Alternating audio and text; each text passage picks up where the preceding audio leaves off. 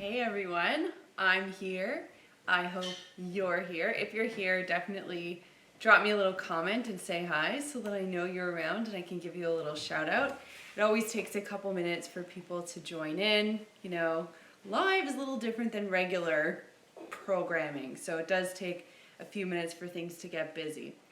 Anyway, there was so much that happened this week. Chad is just finishing cleaning up our kitchen. Hey Karen, because he's a great husband and he's done a great job. Hey Marie Claude, nice to see you guys here.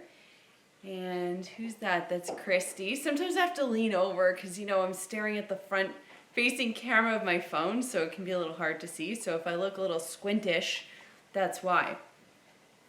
I wanted to start off by just talking to you guys about podcasts, because one of my ultimate favorite things to do, whether I'm driving, cooking, cleaning, or just got some time to kill. Hey Christina, I like to listen to podcasts, and I'd show you my phone, but I'm actually live on my phone right now, so I can't scroll through and show you how many podcasts I've subscribed to. But I would say on a daily basis, I probably listen to between two and three podcasts. Hey Martin. And today, for example, I was listening to a podcast. Yes, Elizabeth, he's there. He's creeping around. Just finishing cleaning up. I was listening to a podcast called Case File, and I was never really into the true crime kind of scene, but I felt really into it after I listened to the first season of Serial. And I don't know if you guys have listened to Serial at all. I thought the first season was great. The second season, and yeah, I think they haven't really done anything since because they're a little maybe nervous about what might come in the third season. They got a lot of criticism. So, anywho, I thought Serial was great, but Case File sort of is a great fix or a great alternative once you're done listening to Serial and you need that kind of true crime hit. So Case File has been really great. I also love storytelling podcasts. I find them really inspirational. You know, I myself, I'm a bit of a storyteller. Whenever I'm sitting in front of the camera, it's my job to be engaging, and I find podcasts, it's very difficult to keep people engaged because all they can do is hear you and everything else has to happen in their heads. So the way that they tell stories I find to be very interesting. It's also a really compelling listen. So if you are interested in storytelling podcasts, there's one called The Moth that is fantastic, and there's also one called Snap Judgment that I really like. And perhaps I will talk to you guys about more podcasts that I like in some upcoming videos, but I'd love to know in the comments down below if you guys have any podcasts that you love. And hi Amanda, I would love to just know what you guys like listening to, because I'm always looking for new stuff. And Elizabeth, you ask if I listen to books on tape or just the podcasts. Yeah, I'll listen to Audible books every now and then. It makes me sad though, because if they're like a 9-hour listen, it puts me really far behind on my podcast schedule, and I've subscribed to so many podcasts that I sometimes feel like I have to keep up with everything, like 99% Invisible, Planet Money. Those guys are putting out 2 podcasts a week or so. So, you know, I got to keep up. Anyway, so that's the deal with podcasts. And I wanted to just tell you guys a few little things that are going on this week with me.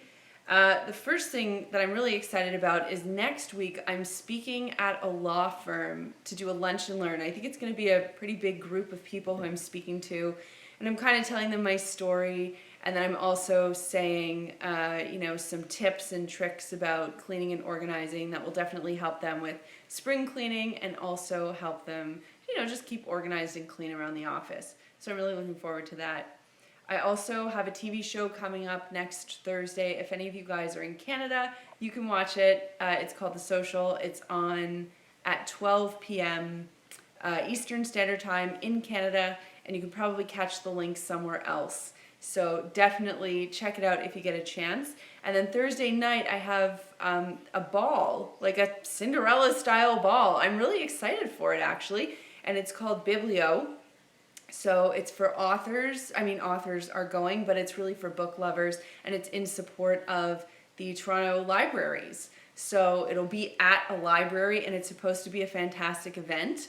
So for the TV show and the ball, I'm actually going to be renting 2 dresses. And I don't know if any of you guys have tried this, but renting dresses is like a brilliant way to have nice stuff and then not have to worry about keeping it in your closet or spending hundreds of dollars on getting a really nice thing. For example, when am I going to a ball again? And if I were to be going to a ball, would I want to be wearing that dress again?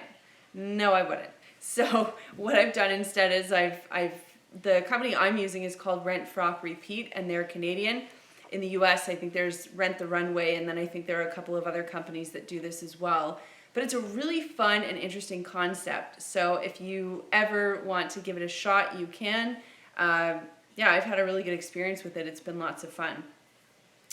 I also wanted to tell you guys that I've been doing some interviewing for a position at Clean Digital Productions, which is our production company for Clean My Space, and for the Melissa Maker channel. And it's been a really interesting experience. A lot of you guys know that I've had my own business now for 11 years. So I've done a lot of interviewing, and I've met a lot of people, and I've had a lot of different experiences when I'm sitting and interviewing people. And I remember when I would interview people, when I would be interviewed, and I felt so nervous, and I was always wondering, like, what do they think of me? And I don't want to sound like an idiot, and I was so paranoid, and I just want to impress them, and I just want to get the job. Like, all of that stuff was just resonating. And sitting on the opposite side of the table when you're interviewing someone, totally different experience. So I just wanted to give you guys a little bit of insight as to what that's like, and share with you some ideas, tips, tricks, whether you're being interviewed or you are the interviewer. So first of all, when I interview someone, I always like them to be punctual and professional. So show up on time, look good, don't be like disheveled and have stuff all over the place. And first impressions really do count. So take the time, shake my hand, that kind of stuff. And that always right off the bat impresses me. And I feel it's so important to do that because, right, you only really have one first impression, obviously, and you want to leave a good taste in the person's mouth. I really feel like that first impression will frame the way the rest of the interview goes. Like, either your interviewer is going to think, oh yeah, I like this person, and then they'll kind of work with you on a positive level, or if you kind of are a little off-putting at the beginning, it might sort of twist their opinion of you going into the interview, and then the questions you get might be a little bit more difficult. You might really have to prove yourself, is what I'm trying to say. So, make a great first impression. Have questions prepared. I know they always say this in like job interview info sessions and when you read articles.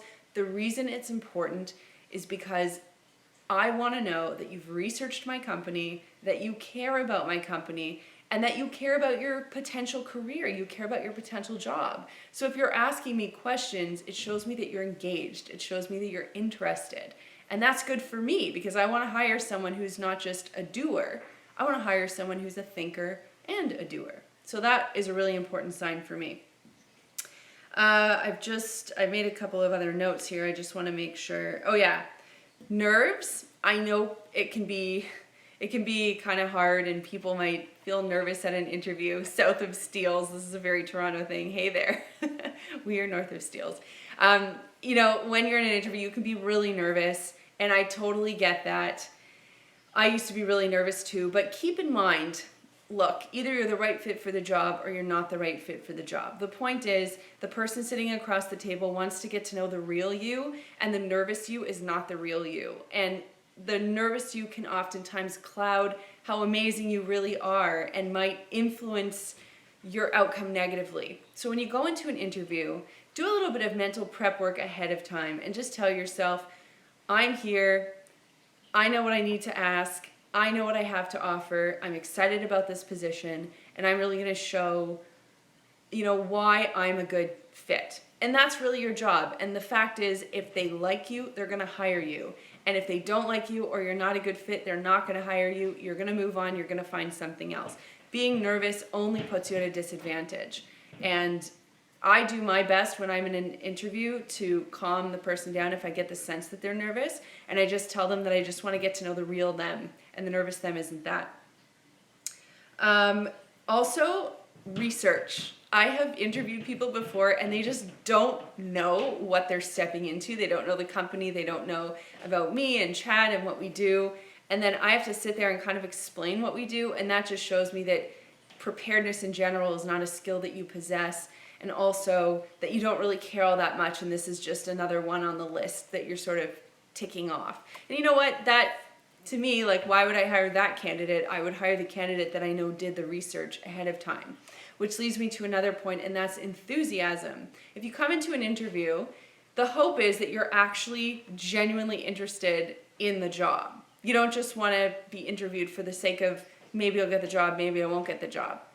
That's like the worst mentality you can have going into it. Even if it's like for some boring utility company, it doesn't matter. If it's a job and you find it interesting, then you should really look into it. You should apply for it and you should show your enthusiasm for that particular role and what you can bring to it. That's what interviewers want to see. They really just want to see passion and enthusiasm because they don't want someone who's going to be bringing down the rest of their team. So I hope that that kind of gives you a little bit of insight, from the opposite side of the table. If you have, a job interview coming up, or perhaps if you're someone who performs interviews, perhaps that will give you a little bit of inspiration or motivation. Some of you guys might know that we launched a Kickstart Your Cleaning program, and I hope that you've signed up for it if you are interested. You can do it on cleanmyspacebook.com. And I'll just tell you kind of the backstory of it really quickly. For a long time, you guys have been saying, oh, we watch Clean My Space videos and we play them in the background, and that's what I use to clean, and it really motivates me and encourages me. And it got me thinking, if you're cleaning your bathroom and you're listening to a video about food storage tips just because you have a playlist on autoplay, it might not help you clean the bathroom. And I love the fact that you guys are using the material to help encourage and motivate yourselves to clean. So what we decided to do was put out inspirational and encouragement videos. And that's exactly what the Kickstart Your Cleaning program is. It's just a series of videos designed for you to play while you're cleaning. They're in and around 10 minutes each, so obviously it won't go the duration of your cleaning. I think you'd get a little sick of hearing the same thing over and over again if that were the case. But the idea is that you can play it in pause, you can listen the whole thing through, you can play it on repeat, whatever it is that works for you. We just wanted to provide you with that extra resource and that extra tool. So we've been busy filming those and getting them out. And I think Chad's actually upstairs right now just putting the final touches on the very first email that's about to go out with the front entryway video. I'm pointing because you guys can see it, that's my front entryway. So that's what's happening on that end. And I'll tell you another very exciting, cool thing. Yesterday I was interviewed on a radio station in Seoul, Korea. So that was cool. It's so fun doing radio interviews because you can literally do them anywhere in the world. And I was speaking to 4 Korean people at 10 p.m., so I think it was 10 a.m. their time. And it was just fun. I mean, it's so interesting because cleaning is this real universal thing.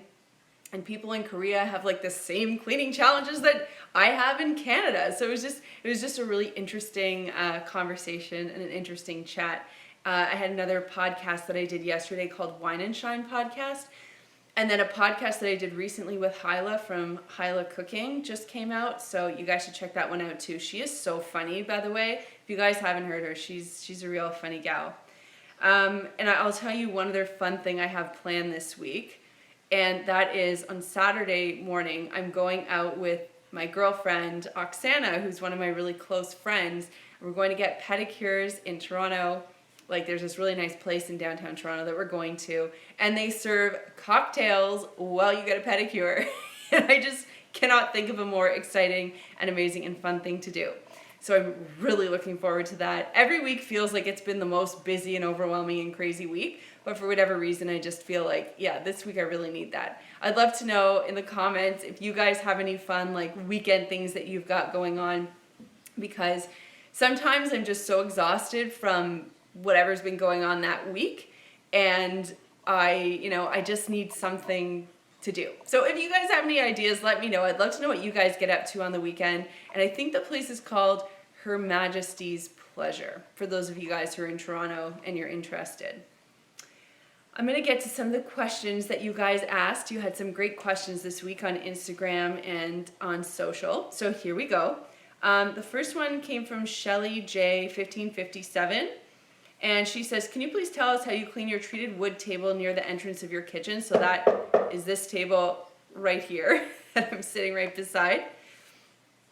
And she said, I have a lot of wood and I'd love to get away from furniture polish. And honestly, simple solution to that one is just water and a microfiber cloth. The microfiber cloth can remove any buildup, anything oily, anything dusty or dirty, a little bit of water, and that's it. It'll leave your wood surfaces nice and shiny and it won't damage anything. So I'm loving the ideas that are coming in. I'm seeing some gardening, I'm seeing outdoor adventures, and it's a little rainy and crappy here in Toronto right now, but as soon as that weather turns, I'm gonna spend every weekend outdoors because I truly treasure beautiful warm weather. Next question came from Funny Bookworm. She said, you mentioned once that you quit drinking coffee. Any tips on how to do that? Yeah, cold turkey. There is no other idea that I can give you aside from cold turkey, because to me, coffee is just so unbelievably delicious that I couldn't possibly just go down to one a day and then none a day. For me, it was like a very black and white, all or nothing approach, and that seemed to work really well for me. Donalyn43 says, when are you going to release a collaboration video with Alejandra Costello? And that is a great question, and that one is in Chad's hands. And I think he's been communicating with Ed, who is Alejandra's husband, and we actually just had a Skype with them Wednesday night, because as you guys know, we're friends, and that's how we catch up. So I know Alejandra and Ed have been really busy with their own program, and they've got some stuff going on. So we're working on figuring out dates that work for both of us. I know it might sound crazy, like why can't you just release a video? But when you're making YouTube videos, you've got these points that you got to hit for whatever reason. You know, you've got your scheduling and your content calendar, and you just have to honor that. And it's like making plans with two families, right? You got to honor this family's schedule and that family's schedule. It's kind of the same thing with releasing a video. So it's ready. We just got to figure out when we're going to release it. Robin Patty says, in your book, you have minimal time for getting dressed and makeup. How do you look so great in so little time? It's a serious question, not just a compliment. It's just really cute. Oh yeah, you guys are saying some great things. You're saying you're going to the zoo. You're saying you're kayaking. You guys have some really good ideas. I like this. So the question is about, like, how do you get ready in the morning? So on a day that I'm filming, which would be today, for example, we just finished filming some videos, and then I had some dinner, and then now I'm doing this live event. And Tuesdays I film as well. My schedule is different than what it is that I put in the book. What I put in the book is just my regular day-to-day, what I do, you know, if I'm waking up and going to the office, or if I'm waking up and doing a bunch of meetings or appointments. The way I keep my hair looking good, and I have a video that I'm going to release on this channel about that, but when I go to bed, if my hair is curled, I basically clip it up so that in the morning when I wake up, I haven't crunched my hair and I don't have to spend time re-ironing it. You know, and I'll go a few days between washes, so that's a really convenient way to make my hair look good and me not have to worry about spending a whole bunch of time fixing my hair. And then for makeup, I typically don't wear makeup when I go out. I mean, if anything, I'll wear a little bit of mascara and lip gloss, but if you guys ever see me out and about, there's a 98% chance I won't be wearing any makeup aside from mascara. I've decided, I mean, it's a lot of work to put makeup on. This takes me about 30 or so minutes, and I don't really have that kind of time. So unless I'm filming, I won't really do makeup. And I just like the idea of feeling comfortable in my own skin on a regular basis without too much makeup. So that's kind of how I do it. I try to keep it low maintenance. All right, moving right along. Ashwin says, hey Melissa, how do you plan and organize to achieve all the goals of the day? And how do you plan to achieve long-term goals and stay motivated? Great question. And a lot of you guys ask me about this motivation and goal setting, and I think I'm going to do more videos on the Melissa Maker channel about that stuff, because, you know, goals are something I was taught how to set goals from a very young age. My mom was just adamant about that. She had my sister and I write goals in a little notebook when we were 4. Like, I was 4, Samantha, my sister, was 2, and it was all crayons and like stick people, and then it sort of progressed from there. But she was always adamant that we just have a goal, whatever it was. And interestingly enough, Samantha's goal when she was really young was to be a cleaning lady. So that didn't quite work out for her. That kind of happened to me. But anyway, that was kind of a funny thing. Either way, I always keep lists of things that I have to do. I use the Notes app on my phone, and I'm constantly going through that list. And I know when I have a project, the 10 things that I need to knock off that list in order to get the project done. The other great thing is, if it's a personal goal, that's one thing, and if it's a team goal, that's another. Team meetings and accountability are really important. And the way that we keep track on long-term goals is we talk about them.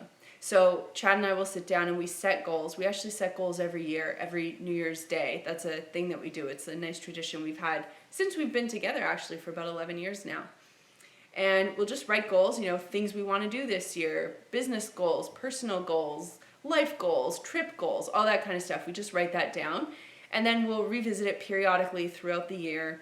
And it just reminds us to reset and stay on track. And to be honest, guys, one of the goals that I have this year is just finding balance, having more fun, being outdoors in nature more, working a little bit less. This last year with writing the book and everything that's been going on, it's been so exciting and such a whirlwind, but I'd be lying if I said it didn't completely throw me off kilter, and sort of, upset the balance of working and playing. So this year my goal is really to rejig and sort of focus on having more fun in life.